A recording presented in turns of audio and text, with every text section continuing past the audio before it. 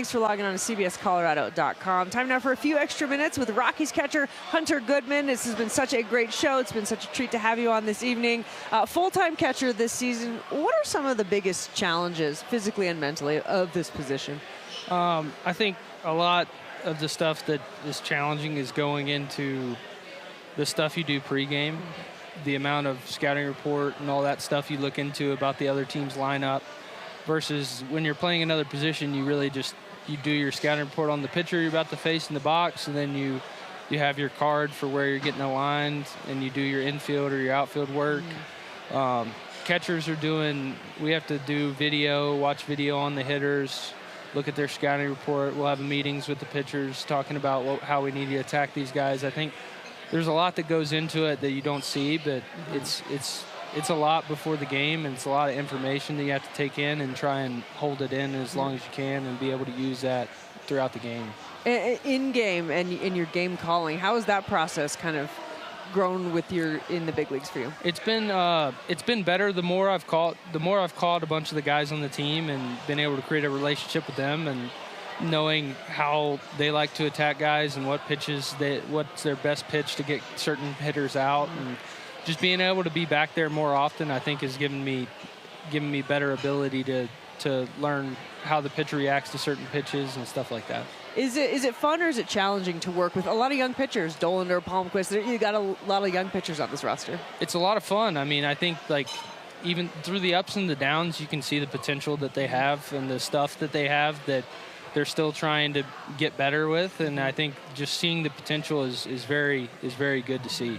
What's the contrast with you got those guys and then you got these grizzled vets, in Kyle Freeland and Herman Marquez? Do you see kind of a contrast? It's definitely different sometimes, but at the same time, I mean, you treat them very similarly in how you try to call a game and how you try to control a game and stuff like that. But having the veteran pitchers as well it makes things a lot easier on me, because they kind of have a plan of their own and they know how they want to attack guys, and it makes it a little easier on me for sure.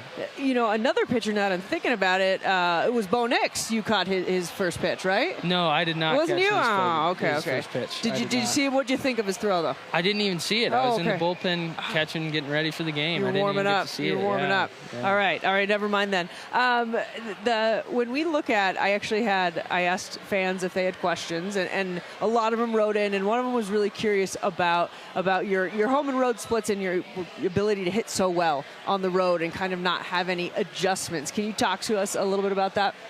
Yeah, so I mean, it's honestly something I'm trying to figure out right now, because I want to be able to perform that way at home as well this year. But it's just going on the road. The pitches move a little more, and it's a little different how the ball moves at the plate. But just being able to find a routine that with the machine and different types of balls out of the machine, finding a routine that's worked for me so far on the road, and hopefully it keeps working. Do you set individual goals for yourself kind of at the plate as you've gone through the season, at the start of the season? Do they change? I mean, I haven't really set too many. Going into the year, I wanted to hit 30 homers. I knew that. But other than that, I mean, I feel like most of my goals are kind of daily things, like going in and trying to get 1% better that day or whatever it is that day that I want to try and do. But long term, I kind of try to keep everything day to day. Yeah. Can you talk to me a little bit about Warren Schaefer? Obviously, a change in management, but it seems like the guys really, really love him. Yeah, I mean, we've had him the last 2 years as our third base coach, and the energy he brings every day, the positive vibe, like the guy just wants to get better, and he's going to do everything it takes to try and get better. And just the energy he brings, I mean, I think you see it in some of the games we played recently with him managing, and I think he's a great manager so far, and we've really enjoyed playing for him. We talked about this a little bit in the show, but a lot of your losses lately have been close. Where do you feel like this team is as you're kind of at getting closer to the midpoint of the season? I think one of the best ways to put it is all that stuff's behind us, and we've been playing a lot better baseball, and hopefully the success follows that. Is it with baseball? Is it just every day's a new day? 100%. I mean, you can lose 10-1 today, but you can go out and win 10-1 tomorrow. I mean, it's it's a game you get to go play the next day all the time. So it's awesome being able to. You don't have to wait a week like the NFL or NBA even has times where they're waiting 4 days to play again. So it's great. You just got to flush it and go to the next day. Yeah, well, and the next day is tomorrow. You got a set starting tomorrow, and you're kind enough to take the time tonight. We appreciate it so much, and good luck for the rest of the season. We can't wait to see what you do. Yeah, thank you. I appreciate it. Guys, thank you for logging on. We'll see you next time.